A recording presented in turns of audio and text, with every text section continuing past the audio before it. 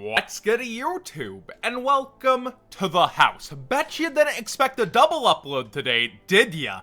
We are going to be mostly doing a penny stock market watch, but first I want to get into a couple buyouts that happened along with the premiere of Rise of the Duelist. It's no longer sneak peeks. That's going to be confusing to us boomer duelist Konami. A YCS is a premiere event top, but now you have premieres, which are premiere events for the showing off of a set early. We need new terminology when events are back. That being said, let's start with a giveaway. All you gotta do to enter this giveaway is like this video, be a subscriber, because I'm not going to give it to somebody who isn't supporting the channel, at least for free. So I want to give it to somebody who you know is around for a bit, and have those settings public so I can see you're a subscriber, and tell me what you hope to get out of Rise of the Duelist. You could say nothing at all, or you already have your deck ready, you're looking forward to something else, or I'm lucky, I'm looking for the Fluffle cards. I'm not, you know, putting out $500 for the Dogmaticas. Let me know what you're after, and you could win yourself. The pin comment will replace itself in 48 hours with somebody random chosen.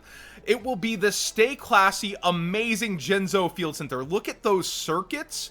And also, look at his eyes glow. They did an amazing job, and John threw the noise as always. This is made out of metal, it is durable, it is classy, just like their name. So one person gonna get that. It's personally my favorite one they've made so far. They just keep outdoing themselves. All you gotta do again, like the video, be a subscriber publicly, tell me what you hope to pull out of here. Let's get into today's market watch, starting with Rise of the Duelist. We've seen some settle out. You have the first starlights appearing, so don't take those too seriously in price. Tactical Talents dropping down in price over here on TCG Player. Droplet trying to dig its heels in the stand, still around 75. There's more quantities on market than the usual sneak peek weekend because things were going out by the box load, as we talked about. So we do see the market settle in the lower end. Almost all the Dogmatica stuff's falling down further. You have Nadir Servant being the higher one at 45 for now, with the others falling towards 40 from 50 earlier. Those were early prices. It was bound to happen, and I think we'll see even further falls and outfall during the next week. You know, Thursday, this is actually going to be hitting everybody's shelves at OTS's. Friday, everywhere like Walmart's. Tons of this is going to be open, but the set itself is shorted, and I think you will see a rebound on at least one of the Dogmatica cards, taking the top-heavy thing, while everything else kind of falls out, down, and around, and becomes cheaper, even with people hunting playsets. Revolution Dragon actually going back towards 20 and sticking there, and then the rest of it, pretty darn affordable versus what it was. Yeah, people trying to sell this for 25 really was hilarious. And the Noble Arms being pretty cheap is nice, as well as Charles under $10 now. I think the Ultras will continue to go down because this set is so top heavy. Between vendors going to be busting this open for the Starlights, the amount we already see on market here, you are going to see competition ramp up, and then us hit the Megatons where people start chasing that down, and then people will look back here and things will start to disappear somewhat quickly, I would assume. Just kind of take your timing with Rise, depending on what you want. You either get it sooner if you think it's kind of the chase card out of the Dogmatica that might go up, or wait for the rest and get it as it falls out. Hidden City has been bought out for Uwu Guwu control. This deck has seriously got to power up with the Numerons. You now have a win condition along with your flip-flop back and forth Guru Mans, and the Secret Rares pumping up in price, the Super Rares pumping back up in price. Yeah, not many on the market, so if you have extras and you want to sell, it does seem like a pretty good time to do so, but also a lot of people are taking this as a very serious strategy within the metagame. We'll have to see. Apparently Dogmatica, if it goes first against this, Robbie Cole was telling me it really destroys Guru control. I'll look to see how Dogmatica filters into the metagame against something like this in the Rogue section as well.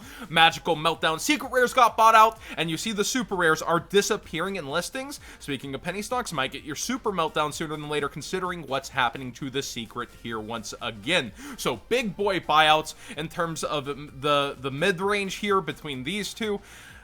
It's crazy. The field spells are making their comebacks. Now, you do want to go check out Stay Classy again for this field center. You can use code WhatsGood5 for 5% off. It is beautiful. These pictures don't do it justice in terms of how the lighting actually captures it. It is freaking awesome. Also, last sellout of the day before the penny stocks, they have face masks over at Ophidian Accessories. You can also use code WhatsGood5 over here. And I personally like the most out of all of them, the Dragon Ruler one. I know, Dragon Ruler, Arga Pain, this is a large, so it's a bit, actually much, even for my face. The medium covers me pretty much perfectly, but, you know, Pot of Greed, as memey as it is, it's a little edgelordy for me. I'm gonna be wearing myself the Blaster Untitled one.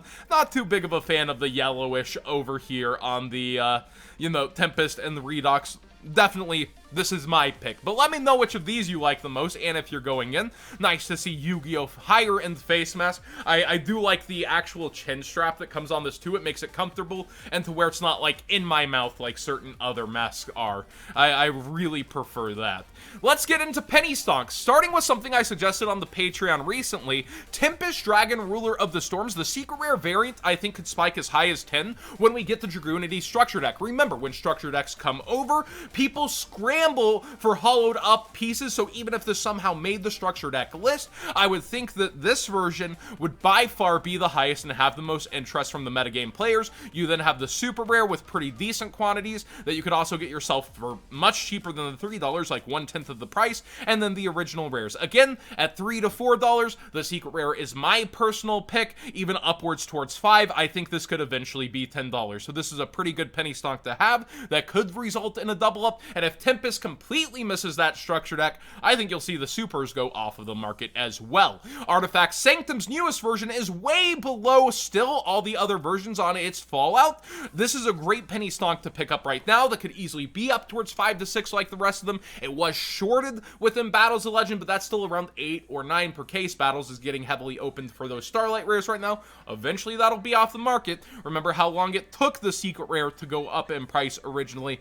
This will follow suit, in my opinion, since people will be after playsets for the engine. But another just easy thing to think about getting right now is Artifact Scythe, which has been slowly going up in price over time. I suggested this at 50 cents a long time ago. You would have 4x'd your money already on certain versions, but I would definitely have your copies of Artifact Scythe as, you know, Artifact Sanctum's only as good as what you're bringing out, and the thing that slams the extra deck for the entire turn, that's a pretty good thing to have. Angeli Secret Rare, if we're talking Battles of Legend, also a great pickup right now. $5 for a playset for really what is her highest rarity. It looks nice. I would have my copies of this. I could see it going up over time. And Cross Sheep has been digging its heels in the sand and slowly going up over time too.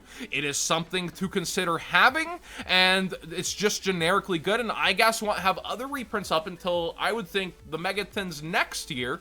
So we're going to be a long time playing, maybe even to where events get back before you could see another potential reprint on this card. Junk Converter and Satellite Warrior have hit all-time lows thanks to the unlimited printings of Legendary Duelist Magical Hero, and it's a great time to be getting in. I played against this, and they made it look freaking amazing. I think this does have high upward potential down the road. It's an original card to a Legendary Duelist. We've seen how crazy those can get, and because this has been so open for other things, certain prices have been left behind. And this is an amazing generic synchro that should not be underestimated. Summon Limit has fallen back down during these times as it's seen less play. I think Summon Limit's still an amazing Floodgate card. Of course, you have that conversation, you gotta go first to get to use it, of course.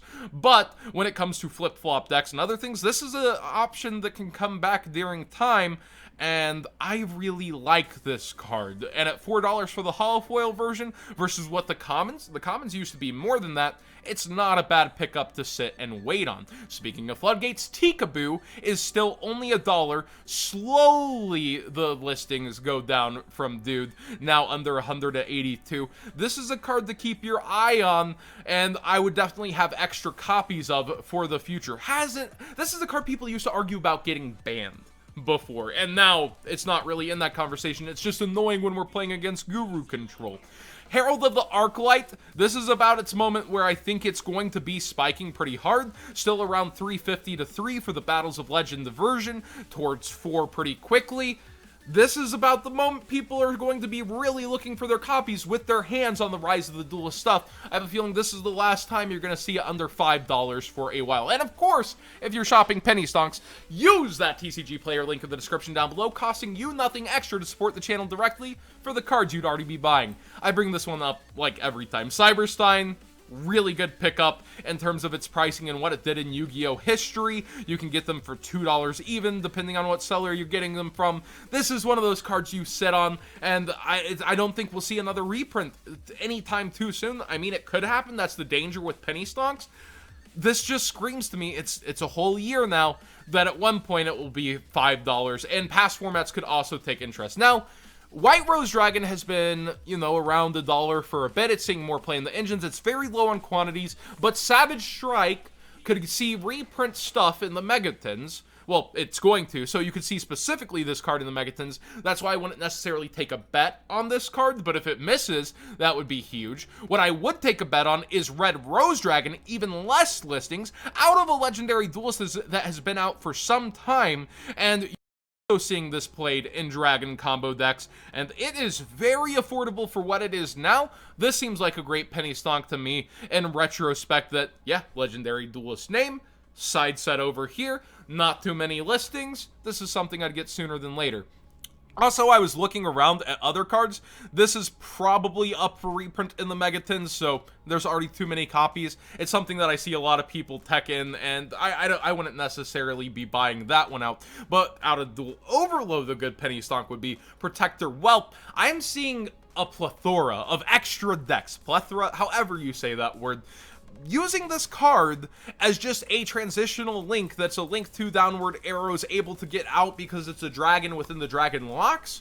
This is a card to consider heavily, but you know, the original one that you can summon up in the EMZ, Hermetic Seals, is actually very cheap compared, it's had higher points in its price history, very cheap for how often the Dragon deck is running around in the Rogue section and the ability that it has. So I think Dragon Link as a whole is some great penny stocks. It's an engine that doesn't seem like it's going to be hurting anytime soon, and just keeps getting extra support from Konami. Now, my deck, Fluffle, something that's already harder to get that I told you to get around $1.50 to $2, but there's quite a few copies left at $3.50. Fluffles are so accessible. This is a card that isn't all the way back to Fusion Enforcers. When printing, you want to have access to this card. Also, along with the Dolphin can help you make Bahamut Toad, you want Fluffle Penguin for your Fluffle deck.